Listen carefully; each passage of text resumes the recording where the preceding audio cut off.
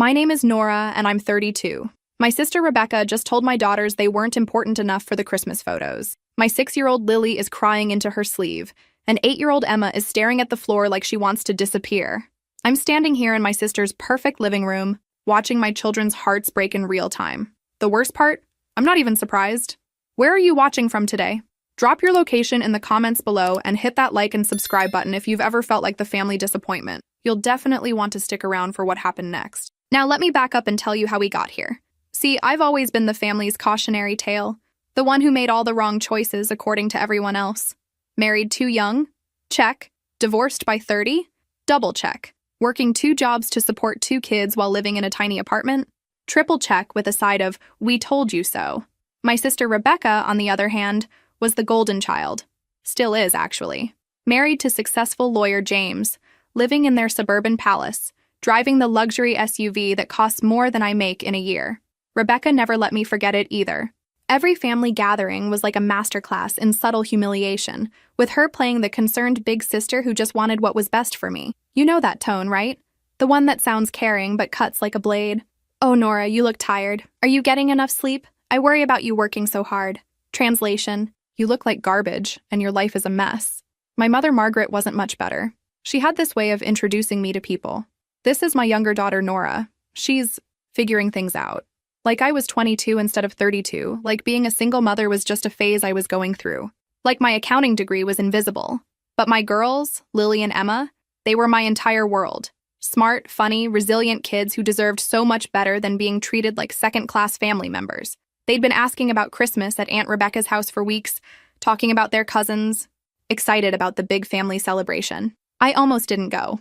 I stood in our little apartment that morning, holding the invitation Rebecca had sent, knowing exactly what awaited us. The judgmental looks, the passive-aggressive comments, the way they'd analyze everything from our clothes to our manners. But Lily had been so excited about seeing her cousins, and Emma had been practicing Christmas carols for days, wanting to perform for the family. Maybe this year would be different, I thought. Maybe Christmas magic would soften their hearts. Maybe they'd finally see my daughters for the amazing kids they were, instead of just extensions of my supposed failures. Yeah, right. Christmas magic.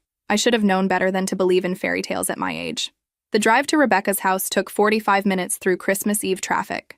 Lily chatted nonstop about the presents she hoped Santa would bring, while Emma sat quietly, occasionally asking if I thought Grandma Margaret would like the handmade ornament she'd crafted at school. Of course she will, I told her, glancing in the rearview mirror at my sweet, thoughtful daughter. What I didn't say was that Margaret would probably find some way to critique it. Too messy, too childish, too something. Rebecca's neighborhood always made me feel like I was driving through a magazine. Perfect lawns, elaborate Christmas displays, houses that probably had more square footage than my entire apartment building. Her driveway could fit 3 cars comfortably, unlike my assigned parking spot that barely accommodated my 10-year-old Honda. The girls pressed their faces against the windows as we pulled up. Rebecca had outdone herself with the decorations this year. Professional lights wrapped around every tree, a massive wreath on the front door, and lawn ornaments that probably cost more than my monthly grocery budget. Wow, Lily breathed. It's like a Christmas wonderland. It sure is, baby. And it was. Rebecca had always had expensive taste and the budget to match. Even her Christmas decorations had to be the best, the brightest, the most impressive in the neighborhood. We walked up the stone pathway, and I straightened Emma's dress for the 3rd time, smoothed down Lily's flyaway hair, and checked my own appearance in the reflection of Rebecca's glass door. I'd worn my nicest dress, the navy blue one I'd splurged on last year for a work party. It was simple, conservative, appropriate. It was also clearly from a department store, not the boutique stores where Rebecca shopped. Before I could ring the doorbell, the door swung open, revealing Rebecca in all her holiday glory. Red cashmere sweater, perfectly styled hair, makeup that looked professionally applied. She looked like she'd stepped out of a Christmas catalog. "Nora!" she exclaimed, air kissing near my cheek without actually making contact. "You made it! Girls, look how much you've grown." The girls smiled shyly and mumbled hellos. Rebecca looked them over with the same expression she might use to evaluate produce at the grocery store. I could practically see her mental checklist. Hair could be neater, clothes adequate but nothing special. Behavior, we'd see. Come in," she said, ushering us into the foyer. Everyone's already here. The house smelled like pine candles and expensive perfume. Family members I hadn't seen since last Christmas were scattered throughout the living room, drinks in hand, engaged in animated conversations about vacations and home renovations and private schools. James nodded at me from across the room but didn't approach. My cousins waved politely. Margaret looked up from her conversation with Rebecca's mother-in-law and gave me that look, the one that said she was already cataloging everything she disapproved of. "Nora," she called out. "How nice to see you. Girls, come give your grandmother a hug." Lily and Emma obediently walked over for hugs that lasted exactly the socially acceptable amount of time. Not a second longer. And that was it. No, "How are you?" No, "Tell me about school." No genuine interest in their lives whatsoever. Just duty hugs, and then back to the adult conversations they were too young and, apparently, too unimportant to join. The night was off to its predictably disappointing start. Dinner was served in Rebecca's formal dining room, complete with her wedding china and cloth napkins that probably cost more than my weekly grocery budget. The table could seat 12 comfortably, which meant there was plenty of room for everyone, in theory.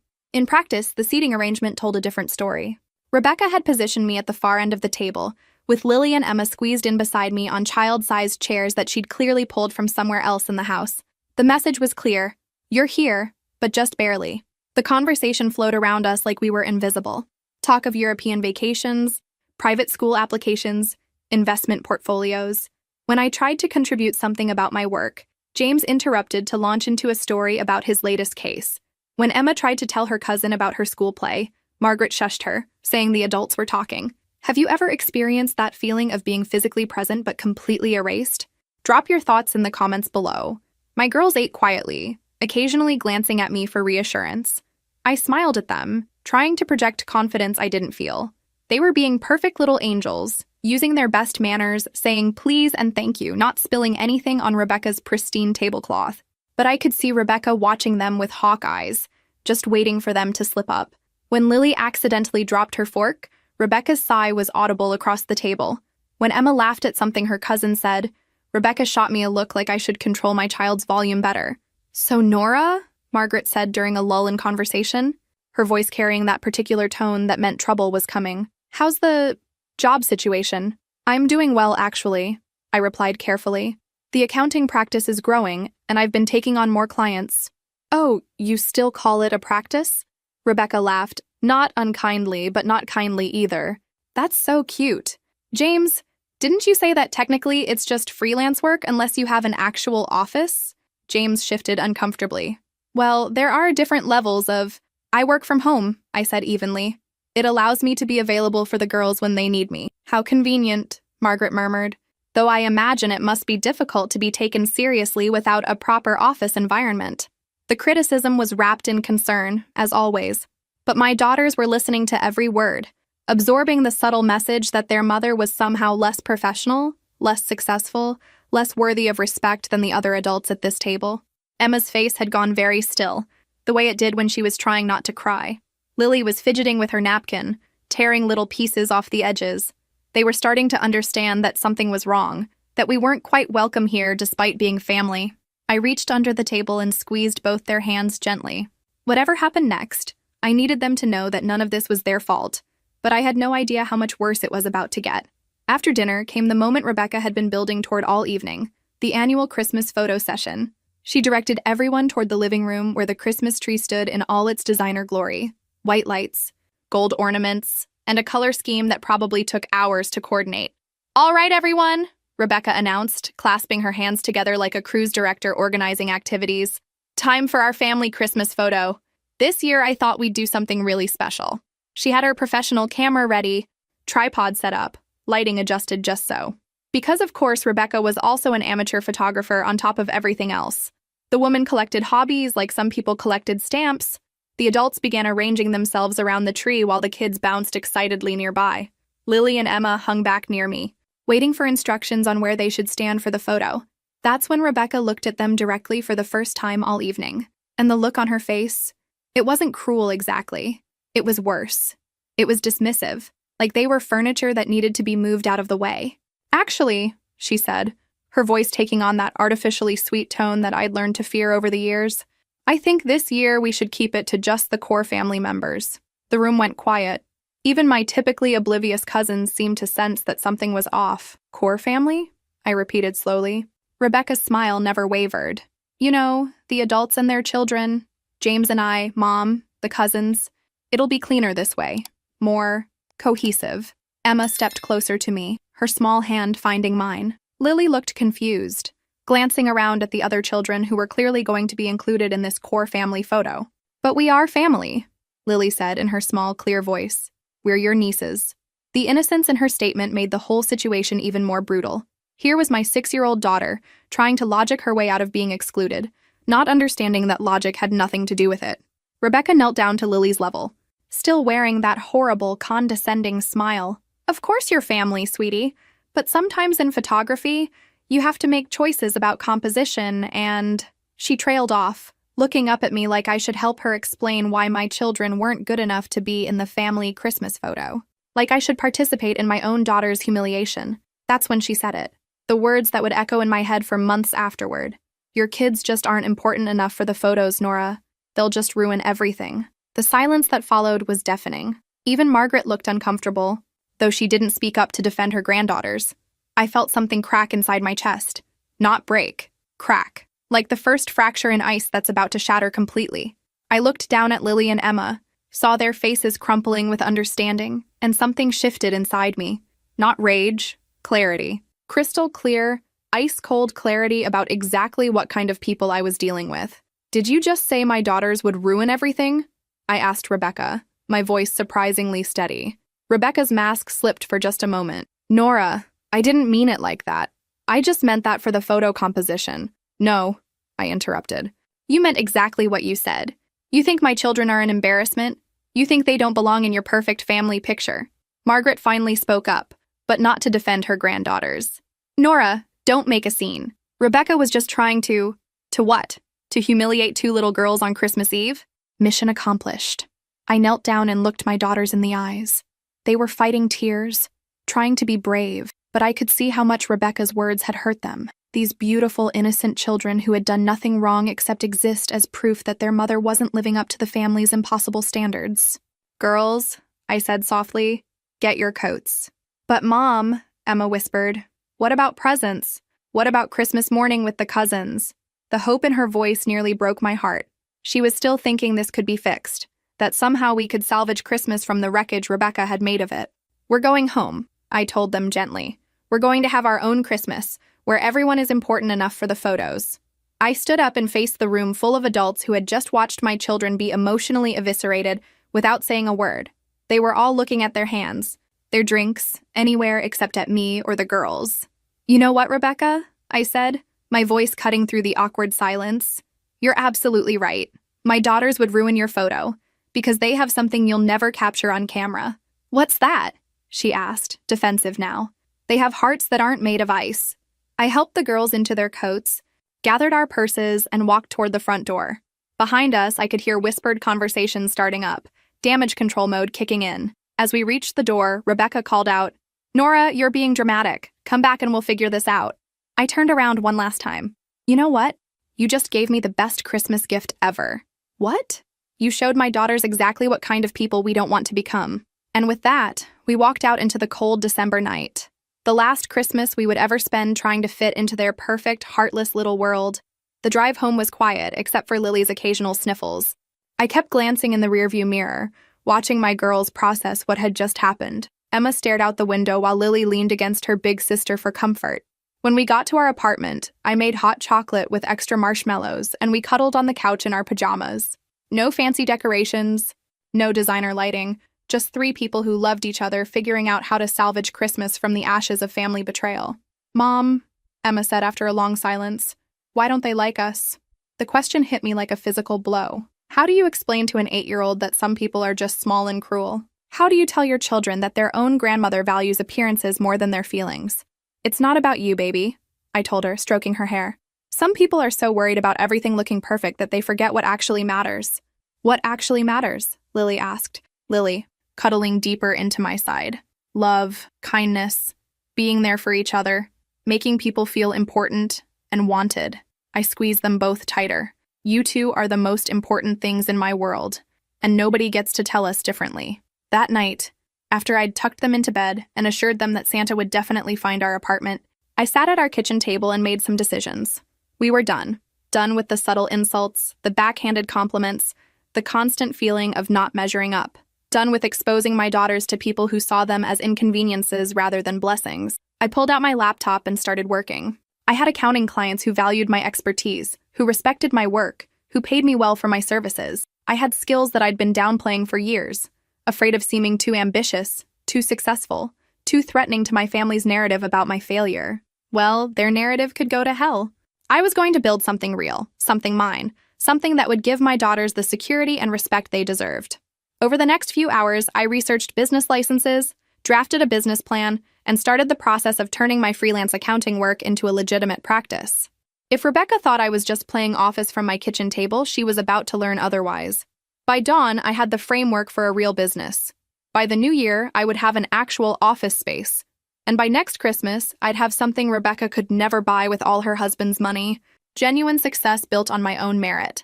The best part? I'd done it all while my daughters slept safely in the next room, knowing they were loved unconditionally. That's what victory actually looked like, not some staged photo where half the family gets erased to make the picture prettier. Rebecca had wanted to exclude my children from her perfect family image. Fine. I was about to exclude her entire toxic family from our lives permanently. And unlike her Christmas photos, my decision was going to last forever. 6 months later, I was sitting in my actual office.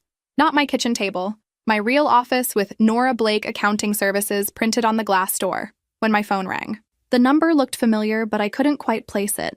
Something told me to let it go to voicemail, but curiosity got the better of me. Nora? The voice was shaky, uncertain. It took me a moment to recognize it because I'd never heard Rebecca sound anything but supremely confident. It's Rebecca. I got your number from Cousin Linda. I hope that's okay. I leaned back in my leather office chair. Yes, actual leather, because my business was thriving, and waited. After 6 months of complete silence from my family, this call had to be interesting. I know we haven't talked since, she paused, and I could practically hear her struggling with how to reference that disastrous Christmas without admitting fault. Since the holidays, but I need to ask you something. I'm listening. My tone was neutral, professional, the same voice I used with difficult clients. I need help, Nora, financial help. Well, not money exactly, but advice. James is... Another long pause. James is having some problems at the firm. There are debts, and I'm pregnant, and I don't know how to handle any of this. The irony was so thick I could have cut it with a knife. Rebecca, who'd spent decades making me feel like a financial disaster, was calling me for money advice. Rebecca, who'd dismissed my accounting work as playing office, was admitting she needed my professional expertise. I see, I said carefully. And why are you calling me specifically? Because you're an accountant, she said, as if this was obvious. And because, well, you raised 2 kids on your own. You know how to make things work when money's tight. There it was. The admission she'd never made before, that maybe, just maybe, I'd actually accomplished something difficult and worthwhile. That single motherhood wasn't just a series of bad decisions, but a complex challenge I'd navigated successfully. Tell me more about the situation, I said, pulling out a notepad. Not because I was planning to help her, but because I wanted to understand just how far the mighty had fallen. The story that tumbled out was almost too perfect. James had made some terrible investment decisions with client money. Not illegal technically, but catastrophically stupid. The kind of mistakes that made lawyers lose their licenses and their reputations. The fancy house was mortgaged to the hilt. The luxury cars were leased with payments they could barely afford. The private school tuition for their kids was months behind. And now Rebecca was pregnant with their 3rd child, facing the possibility of losing everything they'd built their identity around. The worst part, Rebecca continued, her voice getting smaller, is how people are treating me. James's partners, our friends, even some family members. They look at me like she struggled for the words. Like you're a burden? I suggested helpfully. Like your problems are somehow your fault? Like you should be embarrassed to show your face in public? Yes, she whispered, exactly like that. I felt a smile tugging at the corners of my mouth. After 32 years of being on the receiving end of that treatment, it was fascinating to hear Rebecca describe the experience from the other side. That must be really difficult for you, I said, my voice dripping with the kind of false sympathy she'd perfected over the years. I can't imagine what it's like to feel judged and looked down on by people who used to respect you. The silence stretched between us.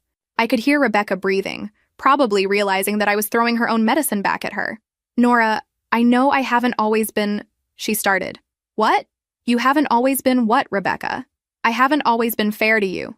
About your situation, your choices, my situation, my choices. Even in her apology, she couldn't quite bring herself to admit that she'd been cruel, that she'd treated me and my daughters like second-class family members, that she'd spent years making me feel small and worthless. That's an interesting way to put it, I said. Is that what we're calling it now? Being unfair? What do you think will happen next? Drop your predictions in the comments below. Another long pause. When Rebecca spoke again, her voice was thick with tears. I'm scared, Nora. I'm scared we're going to lose everything, and I don't know how to handle this. I've never had to worry about money before. I've never had people whisper about me behind my back. I've never felt so worthless, I supplied. Like a failure? Like everyone's judging your every decision and finding you lacking? Yes. The word came out as a sob. I could have ended the call right there. I could have told her that karma was a beautiful thing and hung up. Part of me wanted to. The part that remembered Christmas Eve. The part that remembered years of condescending comments and subtle humiliations. But there was another part of me. The part that had been shaped by raising 2 daughters. That recognized something important in this moment. Rebecca was finally experiencing what I'd lived with my entire life. She was finally understanding what it felt like to be judged, dismissed, and found wanting by the people who were supposed to love you. And for the first time in our relationship, we were having an honest conversation. No pretense, no performance, just 2 women dealing with life's complications. Rebecca, I said finally, I need you to understand something. When you called my daughters unimportant, when you said they would ruin your perfect Christmas photo, you didn't just hurt them. You showed me exactly what kind of person you really are, and what kind of family I'd been trying so hard to fit into. I know, she whispered. I know I was terrible. I was awful to you and to Lily and Emma. I was so used to everything being perfect, and when things weren't perfect, I took it out on you. It wasn't a complete apology, but it was closer than I'd ever expected to get. So what exactly are you asking me for? I said. Help. Advice. I don't know how to live like this. How did you do it, Nora? How did you manage when everything felt impossible? The question hung in the air between us. How had I done it? How had I survived years of financial stress, social judgment, and family rejection while raising 2 children and building a career? The answer was simple, actually. I'd done it by refusing to give up, by working harder than I thought possible, by finding strength I didn't know I had, and by finally learning to value myself even when nobody else would. I did it, I said slowly, by stopping caring what people like you thought of me. The conversation with Rebecca stayed with me for days. I found myself thinking about it during client meetings, while helping Lily with homework, during those quiet moments before sleep when your mind processes the day's events. What surprised me wasn't that Rebecca had fallen from grace. Wealthy people make stupid decisions all the time, but that she'd called me for help. After years of treating me like the family failure, she'd turned to me in her moment of crisis.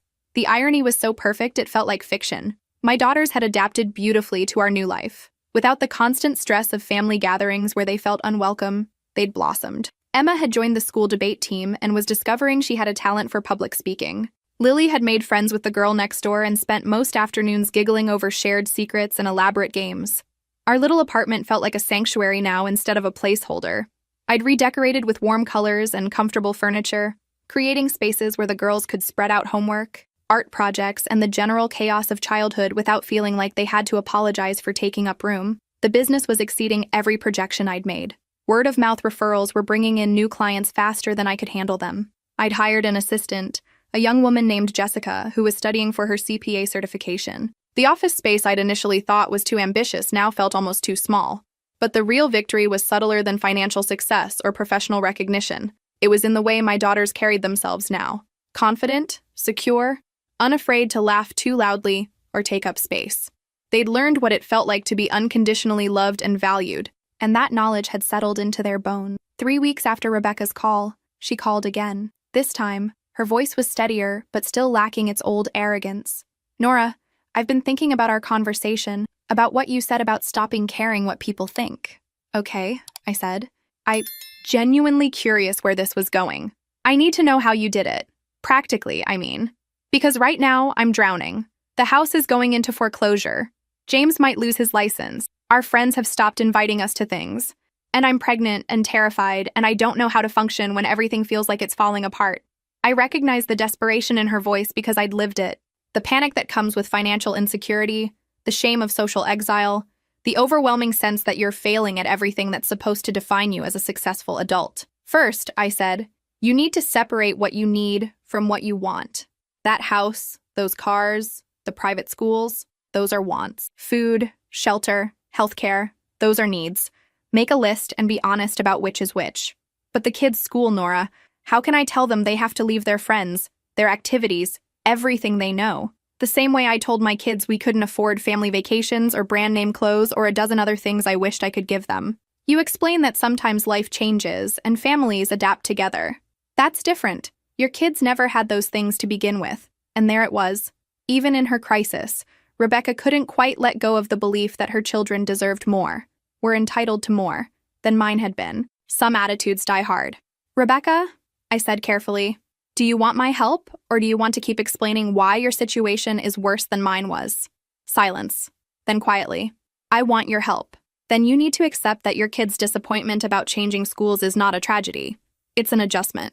Children are more resilient than you think, especially when their parents stop treating temporary setbacks like permanent failures. I walked her through the basics: budgeting, prioritizing expenses, finding less expensive alternatives to their current lifestyle. It was information I could have given to any client, but with Rebecca, it felt personal. I was teaching my sister how to live the way I'd been living all along. What about James's career? She asked. If he loses his license, what then? Then he finds another way to make a living. People reinvent themselves all the time, Rebecca. The world doesn't end because one door closes. But he's been a lawyer for 15 years. It's who he is. No, I corrected her. It's what he does, or did. Who he is depends on how he handles this situation, how he treats his family during the stress, whether he takes responsibility for his mistakes or spends his energy blaming circumstances. Rebecca was quiet for a long moment. When she spoke again, her voice was thoughtful. You sound different, Nora. Stronger. More sure of yourself. I am stronger, I said. That's what happens when you stop trying to be someone else's version of successful and start building your own life. I don't know how to do that. I don't know who I am without the house and the car and the social status. I don't know what I'm good at besides being James's wife and the kid's mother. It was perhaps the most honest thing Rebecca had ever said to me. And for the first time in our conversation, I felt genuine sympathy for her instead of just satisfaction at her downfall. Then this might be the best thing that ever happened to you, I told her, because now you get to find out. After we hung up, I sat in my office looking out at the street where people were walking dogs, pushing strollers, living their ordinary lives without crisis or drama. For the first time since that awful Christmas, I felt something approaching peace about my family situation. Not forgiveness.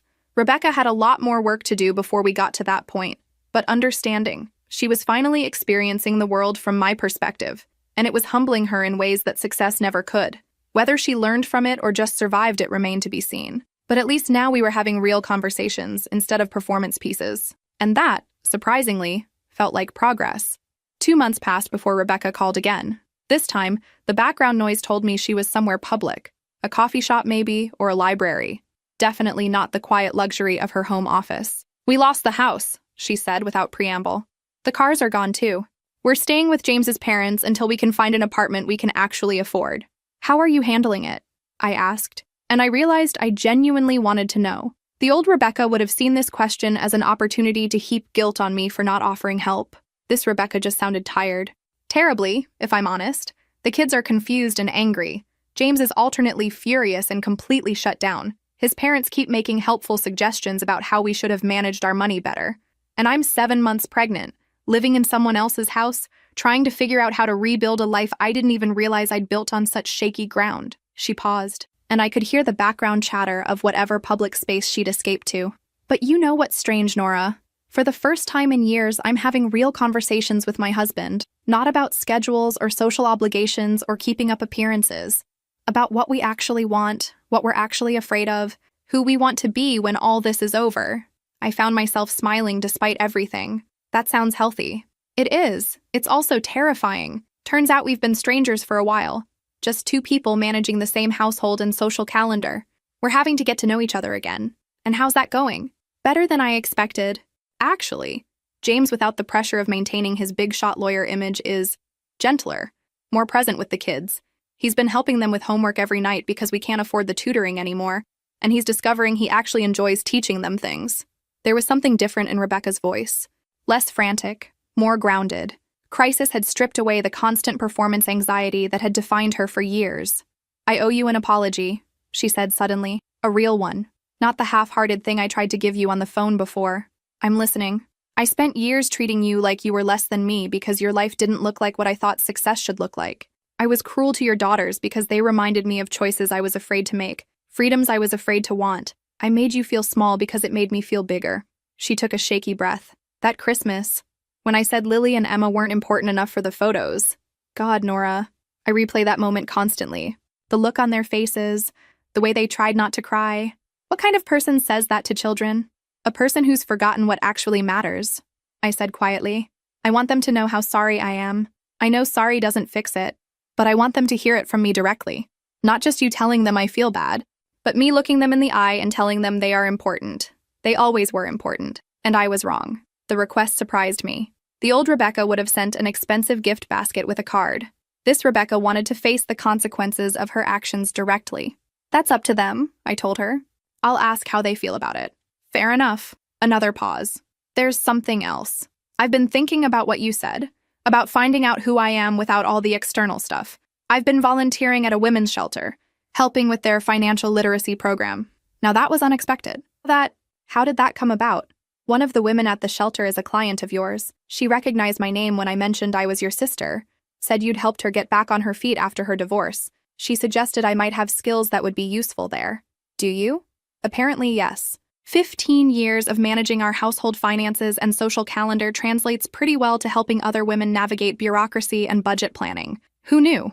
I could hear the surprise in her own voice, as if she was discovering herself in real time. "The women there don't care that I used to live in a mansion or drive a luxury car.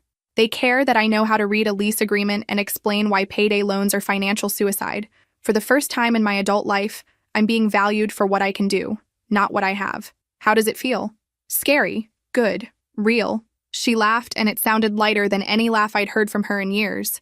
"Turns out I'm actually pretty good at helping people solve problems. I just never had to develop that skill set before because money solved most problems for us." We talked for another 20 minutes about practical things: how to find affordable apartments, which programs offered assistance to families in transition, how to help children process major life changes. It was the kind of conversation I'd always wished we could have. Two sisters sharing knowledge and support instead of competing for social position. When we finally said goodbye, Rebecca added something that stayed with me for days. "I know this is going to sound crazy, but I think this crisis might be the best thing that ever happened to our family. We're figuring out who we actually are when everything else gets stripped away. And you know what? We're better people than I thought we were."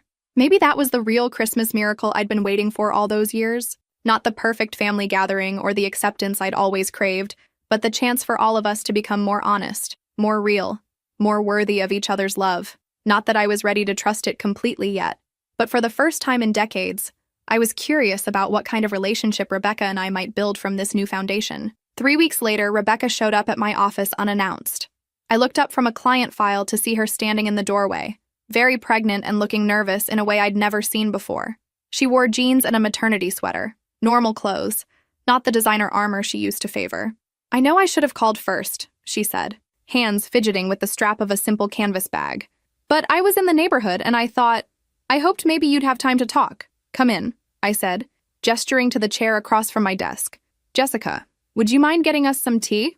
My assistant nodded and stepped out, leaving us alone in the quiet of the afternoon. Rebecca looked around my office, really seeing it for the first time. The diplomas on the wall, the client files organized in neat stacks, the professional certificates that documented years of hard work. "This is really impressive, Nora," she said, and I could hear genuine respect in her voice. "I mean, I knew you were doing well, but seeing it, you built something real here. Thank you." I waited. Rebecca hadn't driven across town just to admire my office decor. She was quiet for a moment, gathering her thoughts. When she spoke, her words came out in a rush. "James got a job offer. Not a legal position. He can't practice law anymore, but a good job with a nonprofit that helps people navigate bankruptcy proceedings. It's about half what he used to make, but it's honest work, and he's excited about it. That's wonderful news." "It is. But the job is in Portland. We'd have to move, leave everything familiar behind. Start completely over in a new city where nobody knows us, where we don't have any social connections or family support." I began to understand why she was here. "And you're scared. Terrified. I've lived in this city my entire life. My friends are here, my doctors, the kids' schools. Everything I know about how to function in the world is tied to this place. Jessica returned with our tea, and Rebecca wrapped her hands around the warm mug like it was anchoring her to something solid. But there's something else, she continued. Something I need to tell you before we potentially move away and this opportunity disappears forever. She took a deep breath. I talked to Lily and Emma. With your permission, I called and asked if they'd be willing to meet with me. They said yes. My surprise must have shown on my face because she quickly added, I know you said it was up to them, and I wanted to respect that. We met at that ice cream place near your apartment. Neutral territory. How did it go? Rebecca's eyes filled with tears. They're extraordinary children, Nora. I mean, I always knew they were smart and sweet, but sitting with them, really listening to them. They're wise in ways I never was at their age. She pulled out her phone and showed me a photo. Lily and Emma sitting in an ice cream parlor booth, chocolate smears on their faces, grinning at the camera. Rebecca was in the photo too, and she looked younger somehow. Lighter. I told them everything I should have told them that Christmas. That they are important, that they matter, that family photos mean nothing if they don't include everyone you love. I told them I was sorry and that being sorry doesn't fix what I did, but that I wanted them to know. What did they say? Emma asked me why I'd been so mean to you for so long. Direct question, no dancing around it. So I told her the truth, that I'd been scared of not being perfect. And when I felt scared, I tried to make other people feel small so I could feel bigger. Rebecca smiled through her tears. And then Lily asked if that worked, if making you feel small actually made me feel better. And I had to tell her no, it didn't work at all. It just made me feel guilty and empty and far away from people I loved. I felt something shift in my chest. Not forgiveness exactly, but something close to it. Understanding maybe. Recognition that Rebecca was finally seeing the impact of her choices and taking responsibility for them. They asked if I would visit them before we moved to Portland, if we could maybe try being a real family instead of the pretend version we've been playing all these years. What did you tell them? That I'd love that, if their mom was okay with it.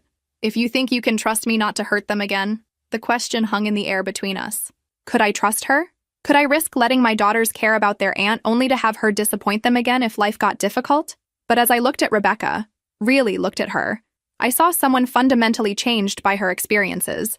The crisis had burned away her pretenses and left behind something more real, more honest. She still had work to do, but she was doing it. I think, I said slowly, that we could try, carefully, with clear boundaries and honest communication. No more performances or pretending everything is perfect when it isn't. Yes, I want that. I want to know my nieces as real people, not just extensions of family drama.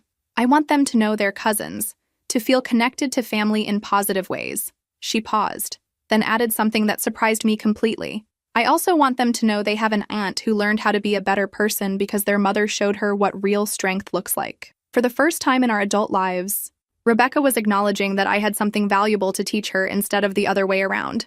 It was a small moment, but it felt revolutionary. There's something else I need to tell you, Rebecca said. About Mom. I tensed, expecting more family drama.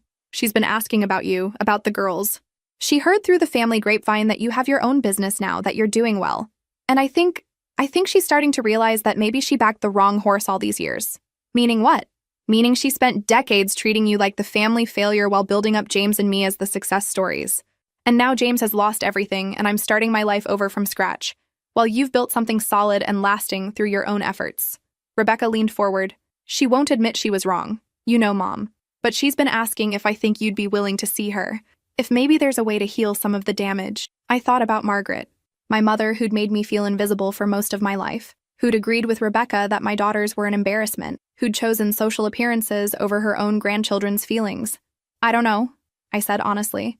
That's a bigger conversation with higher stakes. Maybe after we see how things go with you and the girls. That's fair.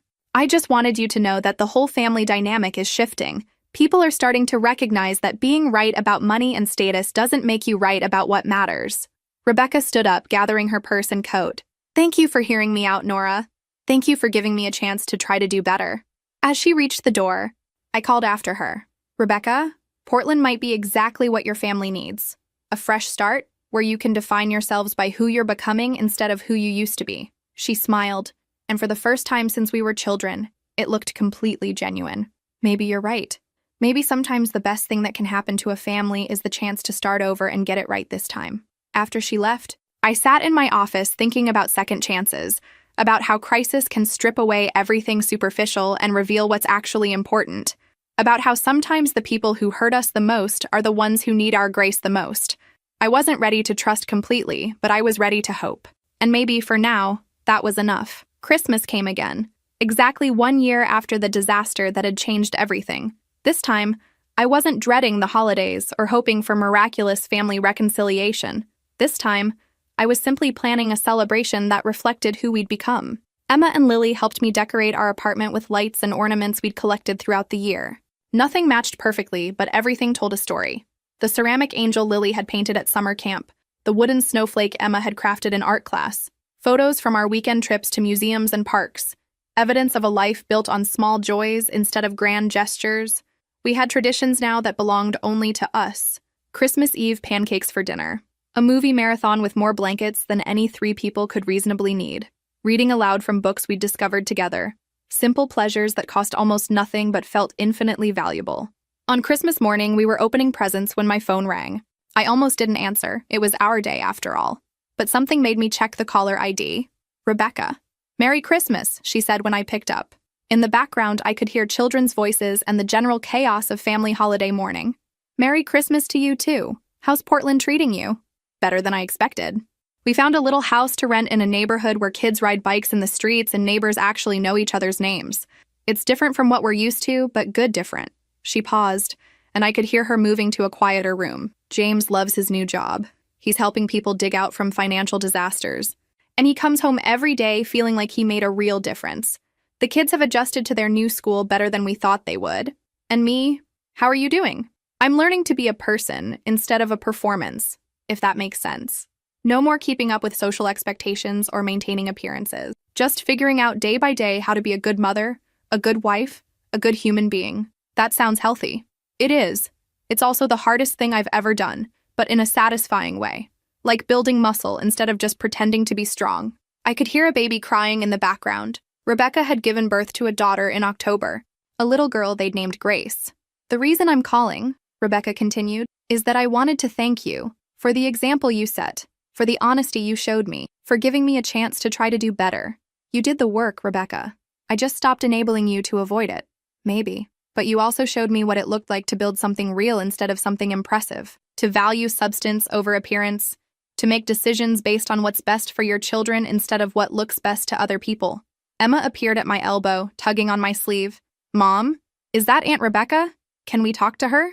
I looked at my daughter's face, bright with curiosity and hope, and realized that holding grudges was a luxury we could no longer afford.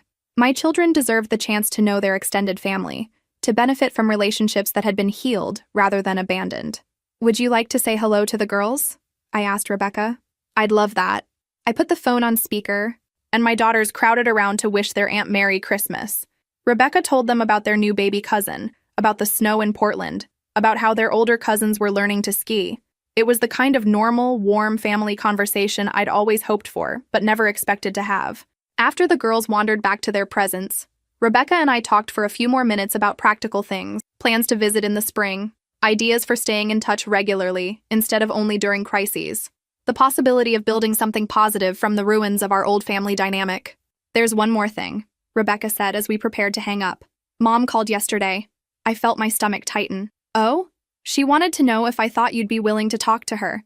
She's been doing some thinking this year, about choices she's made, things she said. She knows she has a lot to answer for." "I'm not ready for that conversation yet," I said honestly. I told her you might not be, but I also told her that when and if you are ready, she needs to come prepared to listen more than she talks, to acknowledge harm instead of explaining it away, to ask what you need from her instead of demanding what she wants from you. And what did she say to that? That she understands. That she'll wait as long as it takes because she finally realizes what she's been risking by treating you the way she has. After we hung up, I sat with my daughters on our couch, surrounded by wrapping paper and the debris of a modest but joyful Christmas morning. Through our windows, I could see neighbors walking dogs, children testing new bikes, families heading out for holiday visits. "Mom," Emma said, curling up next to me, "do you think we'll ever have normal family Christmases? Like with grandparents and aunts and uncles all together?" It was the question I'd been asking myself for months. Not whether we could forgive the people who'd hurt us, but whether we could build something better from the pieces that remained. I think, I said carefully, that we might be able to have something even better than normal. We might be able to have honest, real, based on who people actually are instead of who they're pretending to be. Lily looked up from the book she was flipping through. Would that include Grandma Margaret? Maybe someday, baby. If she's willing to learn how to love us the way we deserve to be loved. And if she's not, I hugged both my daughters closer. Then we keep building the family we choose. The people who see how wonderful you are and celebrate it instead of trying to change it. That afternoon, as we prepared our simple Christmas dinner, I reflected on how much had changed in just 1 year.